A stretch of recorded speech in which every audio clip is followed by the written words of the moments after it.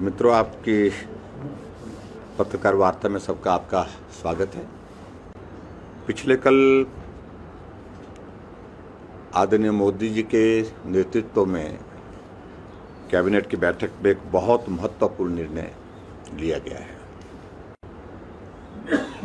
और वो निर्णय जो आज के दौर पर एक ग्लोबल इशू है, बेरोजगारी। और मेरा ये मानना है कि बेरोजगारी किसी देश का, किसी प्रदेश का ही मुद्दा नहीं है, ये ग्लोबल इशू आज की तारीख में है। और ऐसी परिस्थिति में सरकार की ओर से बेरोजगारी को दूर करने के लिए प्रयत्न करने चाहिए। इस दृष्टि से आदरणीय प्रधानमंत्री जी लगातार प्रयासरत रहे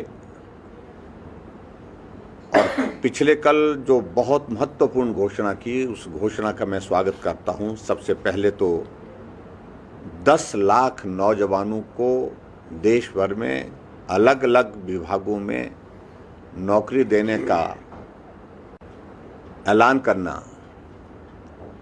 और ये मैं कह सकता हूं कि शायद आज तक के इतिहास में भारतवर्ष में पहली बार इतने बड़े स्केल पर नौकरी देने का निर्णय करना फेज्ड मैनर में, और इस निर्णय का मैं स्वागत करता हूं, अभिनंदन करता हूं। स्वाभाविक रूप से केंद्र सरकार के अलग अलग विभागों में जहां जहां भी रोजगार की संभावनाएं हैं, उन सारी संभावनाओं को तलाशने का प्रयत्न काफ़ी तेजी से पिछले दिनों चला हुआ था और उसके लिए एक चरणबद्ध तरीके से रिक्रूटमेंट की प्रोसेस शुरू हो और उस प्रक्रिया को 1.5 साल के अंदर उसको पूरा किया जाए,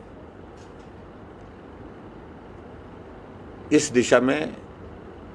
केंद्र सरकार ने निर्णय लिया है। और इसी को फर्दर सप्लीमेंट करते हुए आगे बढ़कर के मैं एक बात और कहना चाह रहा हूं। पिछले कुछ वक्त से हम देख रहे थे कि कुछ लोग विपक्ष के बहुत सारी बातों को लेकर के जिक्र करने की कोशिश कर रहे थे कि सेना में भर्ती नहीं हो रही है। मोदी जी की सरकार में सेना की भर्ती पर रोक लगा दी। ये आरोप लगाने का प्रयत्न हमारे विपक्ष के लोग गाहे बगाहे करने की कोशिश कर रहे थे। मित्रों, आप सबको इस बात की जानकारी है कि हमारा एक बहुत बड़ा स्पैन, लगभग 2-2.5 वर्ष का लगभग ऐसा स्पैन जो है कोविड काल में गुजरा है, जिसमें पूरी दुनिया बड़े संकट के दौर में से गुजरी, देश भी और प्रदेश भी। और कोविड की परिस्थिति में रिक्रूटमेंट की प्रोसेस हालांकि चलती रही, लेकिन ये भी बात सत्य है कि जिस प्रकार से कोविड के कारण जो सोशल गैदरिंग पर रिस्ट्रिक्शंस थी, क्योंकि जब भर्ती होती है तो हजारों की संख्या में नौजवान भर्ती की प्रक्रिया में शामिल होते हैं और उस कारण से भी उसमें कठिनाई रही। लेकिन सबसे बड़ी बात मैं ये कहना चाह रहा हूं कि देश के हमारे यशस्वी प्रधानमंत्री नरेंद्र भाई मोदी जी लगातार इस सारे विषय को लेकर के चिंतन मंथन करने के लिए अधिकारियों के साथ, एक्सपर्ट्स के साथ और अपने जो राजनीतिक टीम उनके साथ लगातार चल रहे थे। और पिछले कल एक बहुत महत्वपूर्ण निर्णय उस सारे प्रक्रिया के पश्चात आया और मैं कह सकता हूं कि ये पूरे देश के लिए एक ऐतिहासिक निर्णय होगा कि हमारे देश के नौजवान राष्ट्रभक्ति के साथ,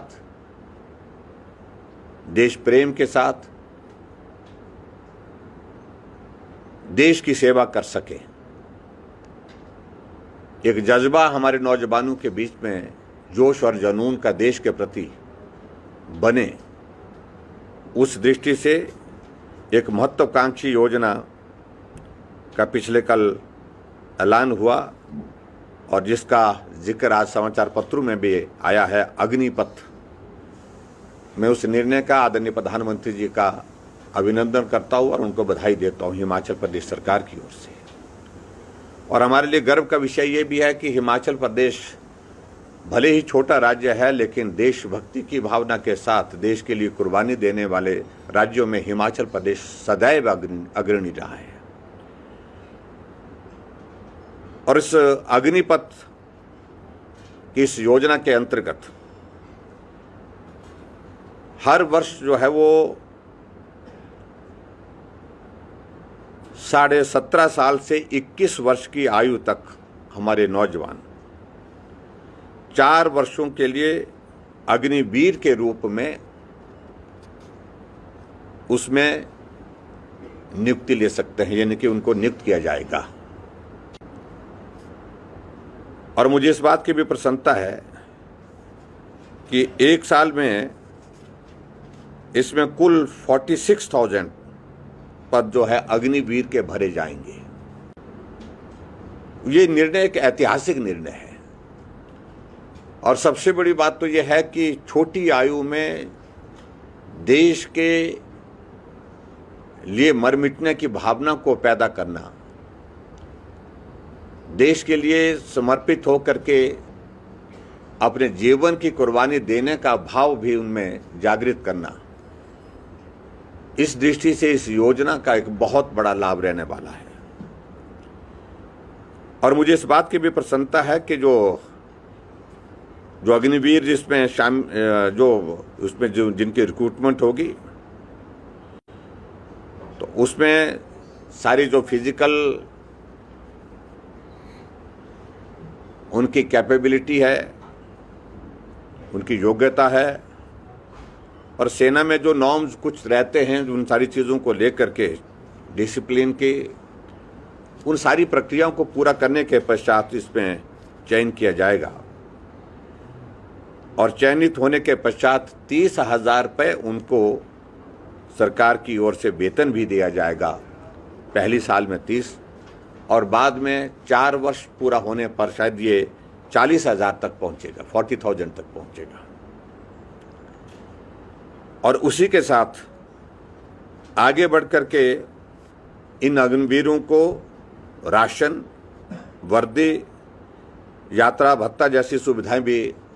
प्राप्त होंगी, ये भी उसमें जिक्र किया गया है। और जो उसमें आगे और महत्वपूर्ण इसमें एक पार्ट इसमें है जिसका मैं जिक्र करना चाहूँगा कि प्रत्येक अग्निवीर को 48 लाख रुपए का बीमा छत्र भी जो है उनको प्रदान किया जाएगा। यानी कि बीमे का भी उनका प्रावधान 48 लाख का वो भी कवर उनको दिया गया है, ये भी साथ में जो है उसमें जोड़ा गया है। और उस बीमे के लिए कोई भी प्रीमियम उन नौजवानों को देने की जरूरत नहीं होगी। और सारी चीज़ों को इसमें ध्यान में रखते हुए ये भी तय किया गया है इसमें कि इन अग्निवीरों को 30 दिन का अवकाश भी प्राप्त होगा 1 वर्ष में, और आवश्यकता अनुसार जो है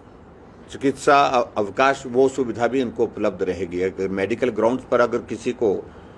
छुट्टी की आवश्यकता रहेगी और प्रॉपर उसकी मेडिकल चेकअप के बाद वो भी उसमें प्रावधान उसमें साथ में रखा गया है। और इसी तरह से चिकित्सा, CST कैंटीन की सुविधाएं ये भी अग्निवीरों को उपलब्ध रहेंगी। यानी कि लगभग जिस प्रकार से हमारी एक नॉर्मल रिक्रूटमेंट जो है हमारी इसमें फौज में होती है, आर्मी में होती है, और उसी तरह की सारी सुविधाएं लगभग जो है इन अग्निवीरों को उपलब्ध रहेंगी, ये भी उसमें जिक्र किया है। और आगे बढ़कर के इसमें यह भी इसमें प्रावधान किया कि 4 वर्ष का सेवा काल जब पूरा हो जाएगा, 4 ईयर्स जब कंप्लीशन के बाद, इन अग्निवीरों को सशस्त्र बल में 15 वर्ष तक नियमित सेवाएं प्रदान करने का भी अवसर दिया जाएगा।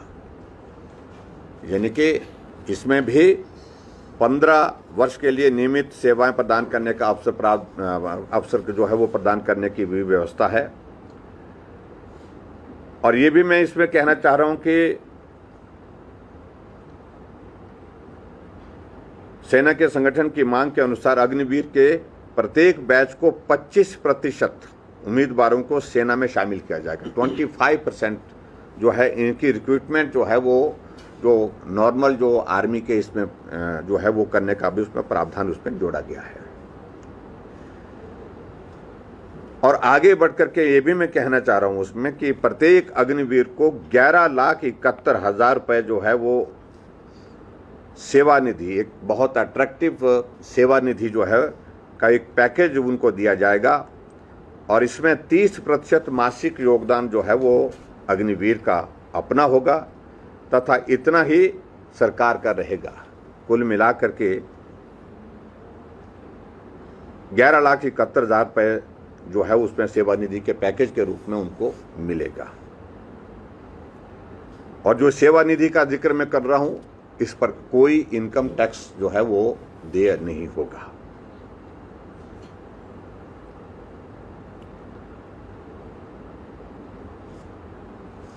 कुल मिलाकर के मैं आपके बीच में ये जरूर कहना चाहता हूं कि बहुत लंबे समय से जिन बातों को लेकर के हमारे विपक्ष के लोग जिक्र करने की कोशिश कर रहे थे, बेरोजगारी बढ़ रही है और बेरोजगारी के लिए नरेंद्र मोदी जी ने क्या किया, नौजवानों के लिए क्या किया, खासतौर से इस बात का जिक्र करने की कोशिश कर रहे थे। रिक्रूटमेंट को, आर्मी की रिक्रूटमेंट को लेकर के कहने की कोशिशें हो रही थी कि रिक्रूटमेंट नहीं हो पा रही है। और मैंने आपको उसका वैलिड रीज़न बताया कि कोविड एक दौर ऐसा रहा जिसके कारण जो है आर्मी में भर्ती की प्रक्रिया जो है उसमें थोड़ी प्रभावित हुई। सभी चीज़ों को लेकर के जहाँ मास स्केल पर जो है भर्ती होती है तो वहाँ पर उस तरह की दिक्कतें आई हैं। लेकिन फिर भी उसके बावजूद मुझे इस बात की खुशी है कि इन दो निर्णयों से, एक तो 10 लाख नौजवानों को 1.5 साल के कार्यकाल में पूरे देश भर में रोजगार उपलब्ध कराने की बड़ी घोषणा, और उसके साथ साथ में आर्मी में भर्ती होने वाले हमारे अग्निवीर जिनके लिए विशेष योजना अग्निपथ जो है वो बना करके तैयार की, इस सारी योजना का भी मैं अभिनंदन करता हूं, स्वागत करता हूं। और मैं कह सकता हूं कि निश्चित रूप से भारत के इतिहास में इस प्रकार का जज्बा नौजवानों के बीच में भरने के लिए, जहां देशभक्ति,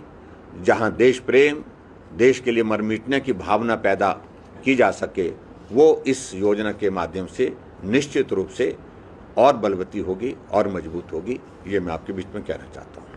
और विशेष तौर से आज की पत्रकार वार्ता में मैं इसी विषय को लेकर के थोड़ा, हालांकि पिछले कल इसमें मीडिया में काफ़ी हद तक इसमें आ गया है, लेकिन मैं हिमाचल प्रदेश की ओर से इस देवभूमि और इस देवभूमि के साथ वीरभूमि जिस प्रदेश को कहा जाता है, यहाँ की जनता की ओर से आदरणीय प्रधानमंत्री जी के इस बहुत महत्वपूर्ण निर्णय का अभिनंदन करता हूँ और स्वागत करता हूँ।